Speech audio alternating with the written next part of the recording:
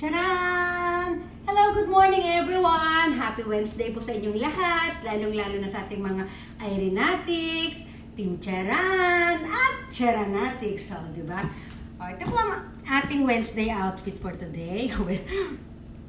O, di ba? O, ayan, ang ating tasa. Ito lang yung pinakamalapit kong pink eh. Nakalimutan ko kasi bumili ng ganitong color. Meron pala akong pa-partner na ganito. Ayan. At ito po ang ating bag. Siya nga po pala. Aalis kami today. Parating yung aking biyenan. Ayan. Puro ayan eh. Hindi, mag-aano kami. Hindi ko alam. Wala pang plano ko saan pupunta. Basta panigurado darating siya at aalis kami. Ang aking bag ay pink beige. Ayan. Tagal nga muna tayong sapatos. Mag-ano muna ako. Magpapaa muna ako guys. O, ito tayo, nandito tayo ngayon sa Mag-isa lang ako dito kasi yung mag-ama ko, ayun na naman ang post natin. Yung mag-ama ko at si Kim, nandun sila sa taas. Bumaba lang ako dito para mag-charan nga. O, ayan po. Siya nga po pala yung mga yung mga medyo matagal pa naman ito. After natin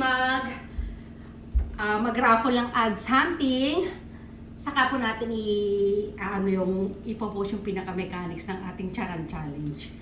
Maghanda-handa na po kayo ng mga tasa, na i-determine nyo sa mga damit.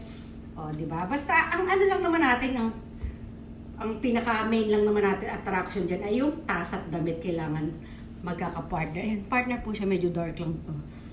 Ayan, flex natin damit. Ito yung bag ko, ganito siya. Ay, ano ko na, di ba? Ayan, pwede siyang ganyan. Wala. Pagkagigising ko lang, hindi ako masyado makapagdaldal. Wala ako masyado naisip yung sabihin. Ito, flex na lang tayo. Lakad-lakad tayo ganyan. Tsan. Ayun. Yung pinangano ko lang yung, pambibideo ko lang yung today, pero hindi ako ganyan lalabas. Lalo na kasama yung biyanan ko. So baka magpalit ako ng damit. Bahala na. O, diba? O, diba? Alam niyo kung bakit ginagawa kong umaga ang aking kasi charan, syempre nga para sa aking coffee, di ba? Coffee mug o aking tasa. At higit sa lahat, wala pang almusal para ganyan. Oh, ang init. Nakita niyo, pinagpapawisan na agad ako. Shoo! Ikot. Tsan! Di ba? Yan, ganyan lang tayo for today. Yan, try ko. Ang init. O, diba? O, kape na po tayo. Yan, pag nakaupo tayo, syempre lahat naman tayo pag umupo. Lumalabas ang puson. Hindi tayo pinagtanggol yung sarili. Ganyan tayo. Ayan guys, para nga pala hindi lalabas ang inyong puson. Lalabas pa rin yan. Lalabas pa rin yan sa ayaw at sa gusto natin. Ganyan pang gagawin natin guys. O, diba? Ayan, meron na naman tayong pictorial tips ng init. Ayan kailangan kahit nakaupo tayo ganyan, lagi tayong mag-stomach in guys. Ayan, stomach in. Pilitin natin mag-stomach in lagi. Ayan, may puson ako guys may puson ako. Ayan, stomach in lang po ako lagi. Tapos, yan, yung mga kapitan na ganyan. Lagi tayong pa-islant. Kasi pag nakatuwid, di ba, tingnan nyo guys pag tumuwid ako. Basta, di ba, sa haraan ng camera, kung saan mo ipupwesto yung camera. Tingnan nyo guys, nakatagilid ako sa camera, di ba? O, yung puson ko ito, ayan galit na galit siya. Pero pag ginanyan ko siya, ayan. Wait lang Pag ginanyan ko siya, tapos medyo aayos-ayusin din natin damit natin, ayan. Di ba? Hanapin nyo siya, wala.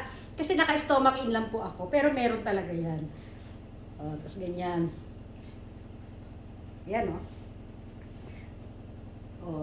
Tsaka ko nga pala, pag magpipictorial kayo, mas maganda, nakaharap yung camera ng ganyan, di ba? O kaya ako ginagawa ko guys, ayun, yung puson ko. Dito nga tayo. Alam niyo kung yan, takpan natin. Tapos maglalagay tayo ng mga props, ayan, katulad niyan. Props na bag, props dito, o kung mas maganda ito, medyo malaki yung puson natin ngayon. Mag-props tayo dyan ng bag, ayan, ganyan. Di ba?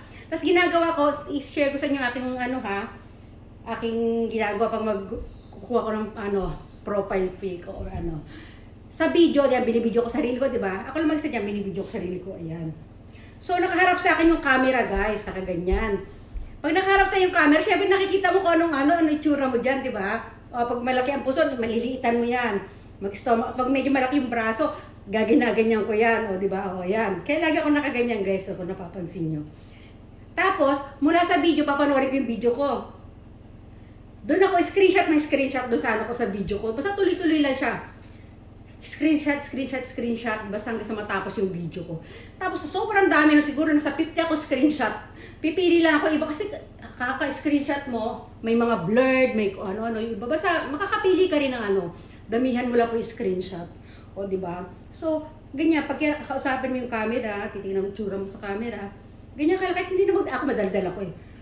Ayan, kahit wag ka na magdaldal, basta ganyan-ganyan ka lang. O, yung mga tips ko, sundin nyo, yung stomach. Tapos yung medyo camera nga pala, iangat nyo ng ganyan. Pag yung hindi talaga natin maitago yung ating minsan kasi busog tayo. Ako nangyayari sa akin, kahit anong ipit ko ng tiyan ko, lumalabas talaga yung buson ko.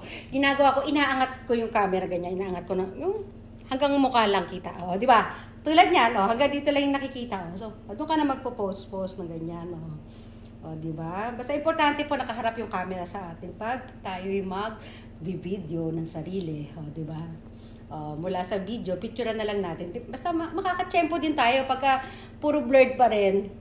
Ulitin lang po natin. Ganun lang ginagawa ko. Kaya wala naman akong medyo magandang tips na ibibigay. Pero sa aking experience, sa aking mga ginagawa, ng aking mga paano ako nagpipicture ng sarili ko, dun lang po. O ayan. O kaya pag pipicturean ako ng pamangkin ko, sinisiguro ko nakatapat sa akin yung camera. Ayan, nakatapat sa akin yung camera. Para alam mo kung nasaan ka naka-center, ganyan. Tapos alam mo kung ano itsura mo doon. Importante po. O yan, basta yun lang po. Ang init, tinatawag na ako ng asawa ko. Maghahanda pa ako ng mga Handa ko pa yung mga dadalhin namin. Kasi naguguluhan yung asawa ko kung saan kami pupunta. Kung mag-swimming ba. Mahilig mag-swimming kasi yan eh. Kung mag-swimming ba o mamamasyal daw. Basta bahala na. Kaya magpapalit pa rin po ako ng damit. Kung anong Depende kung anong final na mapag-uusapan namin sa taas pag-akyat ko, ha? Ayan, ubusin lang natin to na, kasi ikakat ko pa yung iba dito eh. So, hinahabaan ko talaga yung video ko para pag nag-cut ako, may matira naman. Kasi minsan hindi naman lahat ng kinukuha nating video maganda, di ba? So, kailangan importante, hahabaan po natin ang ating pag-video kasi cut-cut natin, alisin natin yung mga kinakat ko kasi mga hindi ko gusto, tapos ngayon pinagsasama-sama ko yung mga napili ko na mga short clip, ganyan. Kaya hanggang nakakabuo ako nakakabuo tayo ng mahaba-habang video na tinatawag na long form video. Yan. Kasi sa long form video, dyan po lumalabas ang ating mga ads. Nung sample ko dito pero hindi po palagi. Minsan matityempohan po ninyo kasi yung aking 12 minutes video, kahapon, lumabas dito ay 5 ads. Tapos yung meron din akong may nag-PM din sa akin, padala ng screenshot. Yung naka-blue ako kahapon, 4 ads po ang lumabas. Di ba? Tapos nung kunyari si Erich Mick sinabi ni Erich Mick sa group chat, nakakuha ko ng meron ako 5 ads dito, pinakita pa kanya yung proof.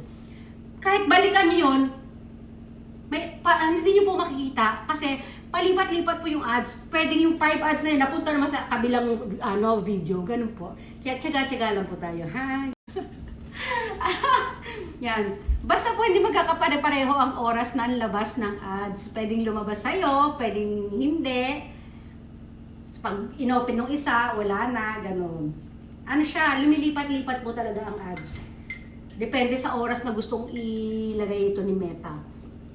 Meron lang siyang oras na O yun, basta naipaliwanag ko. Ewan ko kung tama ba pagpapaliwanag. Basta, sa according sa aking sa aking pag-observe kasi habang nag-hunt ng ads si Kim, pinapanood ko yan eh. Habang nanonood siya, pinapanood ko siya kung paano niya nakikita yung ads. Yun. Sige, yun na lang po muna ha. Mag-ayos muna ako. Bye!